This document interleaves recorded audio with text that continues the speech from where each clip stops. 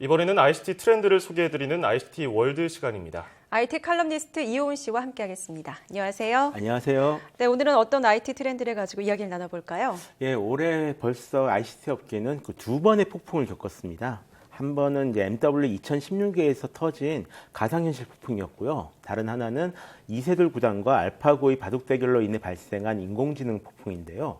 예상하고는 있었지만 생각보다 훨씬 더 많은 관심을 받는 바람에 다들 좀 얼떨떨해 있는 그런 상태죠. 예. 물론 여기서 끝은 아닙니다. 아직 그 몰아닥칠 폭풍이 더 남아 있는데요. 로봇이나 자율주행차, 드론 같은 기기들을 비롯해 사물 인터넷 등 이 차세대 ICT 패러다임으로 넘어가기 위한 기술들이 올 한 해 계속 선보일 것으로 여겨지고 있습니다.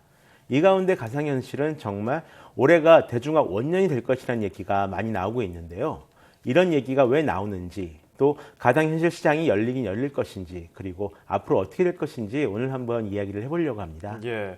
차세대 ICT 패러다임으로 넘어가기 위해서 그 중간에 있는 거. 예, 앞서 말씀하셨지만 가상현실, 앞서서 리포트에서도 건설에도 사용된다고 하고요. 그렇죠. 또 증강현실은 나사에서 화성 위를 걷는 체험을 이제 조금 있으면 일반에 공개를 한다고 하고요. 이 증강현실, 가상현실 매번 나오지만 헷갈려요. 용어 한번 정리하고 할까요? 이게 용어가 가상현실 하나면 좋은데 쓰이는 단어가 굉장히 좀 많습니다. 예. 일단 가상현실, 증강현실이 가장 많이 쓰이는 단어고요. 그 밖에 증강가상, 공전현실, 혼합현실, 확장현실 등 굉장히 다양한 용어가 함께 쓰이고 있습니다. 예. 모두 그 크게 보면 가상현실이라는 카테고리의 밑에 있는 말들인데요. 증강현실이나 확장현실, 증강가상은 현실과 가상현실이 결합되어 있는 상태를 말합니다.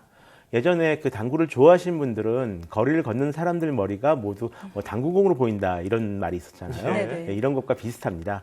현실의 풍경에 가상의 정보를 덧붙여서 보여주거나 아니면 가상 세계에 현실의 정보를 함께 보여주는 겁니다.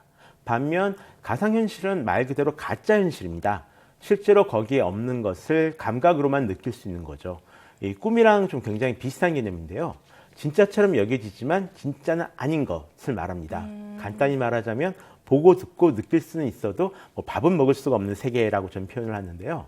밥을 먹는 느낌은 가질 수 있겠지만 가상현실에서 먹는 밥이 우리 몸에 들어와서 영양분이 될 수는 없잖아요. 예. 흔히 꿈인지 생시인지 알기 위해 꼬집어 본다라고 말할 때 이 꿈이 일반적으로 여겨지는 가상현실과 가장 비슷하다라고 보시면 될 것 같습니다. 네, 비슷한데 조금 다른 게 증강현실은 가상세계 현실의 정보를 함께 보여주는 예. 것이고 가상현실은 말 그대로 가짜 현실, 예. 사실이 아닌 게. 그렇죠. 예. 그리고 올해 이제 업계에서 가상현실 대중화 원년이 될 것이다 이런 얘기를 예. 계속 하고 있거든요. 지난해 전망 때도 해주셨고요. 그렇죠. 어떤 이유 때문에 그런 건가요? 이 올해 수많은 가상현실 기기들이 실제로 출시가 되기 때문에 그렇습니다.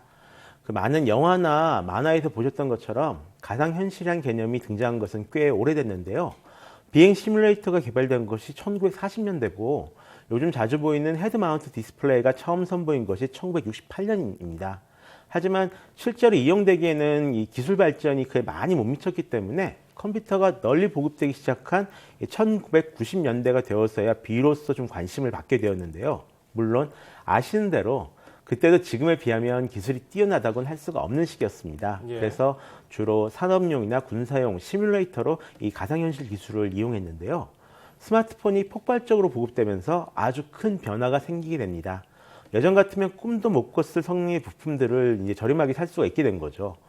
예를 들어서 지금 우리가 사용하고 있는 이 스마트폰이 있잖아요. 예. 이 스마트폰의 성능이 예전에 이 체스 챔피언을 꺾었던 인공지능 컴퓨터의 성능보다 더 좋습니다. 아, 그래요? 예.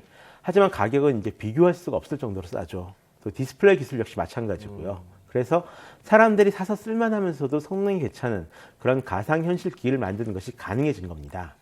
이런 흐름에 선두에 섰던 회사가 바로 오큘러스와 삼성인데요.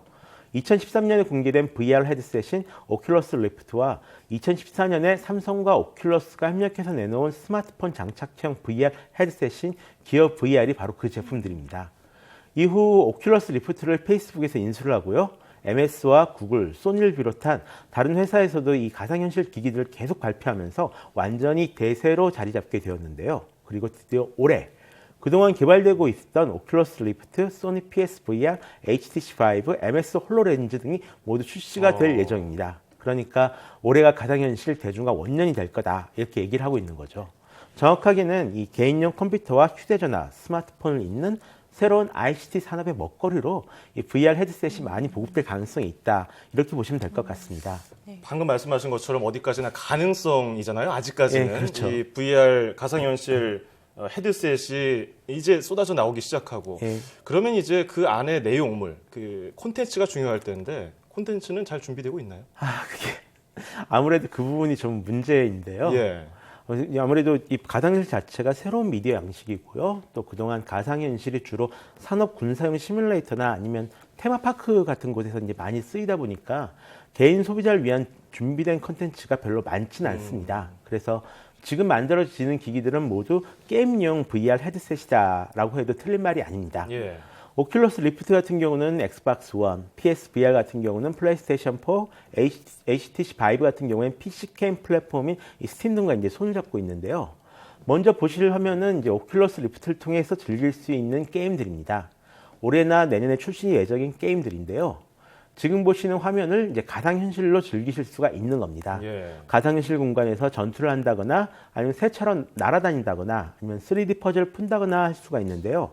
이 가운데 이제 맨손으로 암벽을 기어오르는 그런 게임이 있습니다. 근데 영상만 봐도 조금 아찔한 편이어서 출시가 된다고 해도 이제 저처럼 고소공포증 있는 사람들은 아예 할 수가 없을 것 같은 그런 기분인데요. 예. 문제는 이 제품이 PC 기반인데 요구하는 컴퓨터 사양이 꽤 높은 편이라서 얼마나 많이 보급될 수 있을지는 조금 미지수입니다. 또 마이크로소프트의 증강현실 기기인 홀로렌즈도 공식 발표와 동시에 다양한 콘텐츠를 함께 공개를 했습니다. 지금 보시는 화면은 이제 다양한 만화 캐릭터들과 함께 일상을 공유할 수 있는 액션그램이라는 이제 앱인데요. 그 밖에도 다양한 형태의 사용 방법을 제시하고 있는 것이 특징입니다. 뭐 우주를 탐험한다거나 아니면 사람의 실물 크기 모양을 보면서 신체 구조를 공부한다거나 아니면 이 자동차 제품 카탈로그를 보면서 실제 크기의 자동차 이미지를 보는 것이 가능합니다. 방송 연예 콘텐츠 역시 이제 굉장히 많이 늘어나고 있는 상황입니다. 먼저 보실 것은 이제 그룹 인피니티의 360도 뮤직비디오인데요. 한국의 가상현실 콘텐츠 스타트업인 무버에서 만들었습니다. 뮤직비디오를 전 방향으로 움직이면서 원하는 멤버만 골라서 감상할 수 있다는 점이 굉장히 이제 신선하게 다가온 뮤직비디오인데요. 뮤직비디오 반대편에 당연히 이 카메라가 있을 수밖에 없는데 예. 그걸 중간에 거울을 배치한 것처럼 편집을 해서 잘 넘어갔던 것이 인상적이었다라고 할 수 있습니다. 확실히 호기심을 많이 자극하는데 예. VR 헤드셋이 가상현실 헤드셋이 좀 문제점은 없을까 하는 생각이 드는데요. 어떻습니까? 의외로 꽤 많은 분들이 이제 VR 헤드셋이 이제 문제가 있지 않을까라는 얘기를 해주고 계십니다. 먼저 부정적인 전망이 꽤 많이 나왔는데요. 네. 일단은 이 너무 급작스럽게 나왔기 때문에 별로 그 준비가 많지 않았다라는 것이 주된 이유입니다. 그래서 이러다가 예전에 3D TV처럼 한때 잠깐 바람 불었다가 잊혀지는 것이 아니냐 하는 이런 우려가 분명히 있습니다.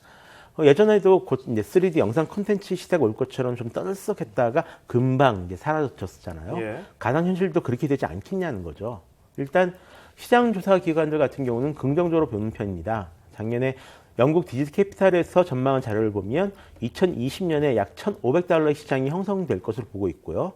대만 트렌드포스에서는 2020년에 약 700억 달러의 시장 규모가 될 것으로 예상하고 있습니다.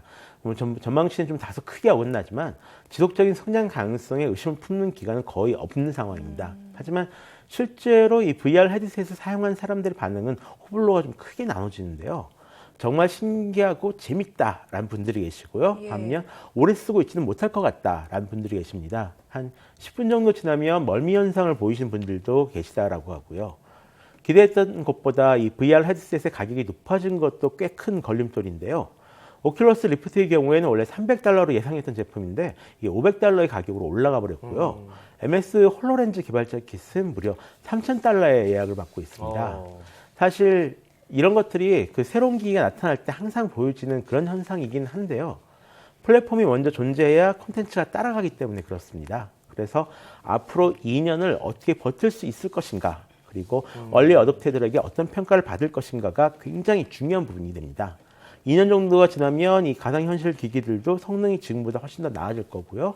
즐길 수 있는 컨텐츠나 새로운 컨텐츠 형식이 개발될 수 있는 기간이기 때문에 그런데요. 결국 올해 나올 기기들이 비싸도 좀 살만하다라는 평가를 받아야 이 흐름이 계속 유지가 될 것 같습니다.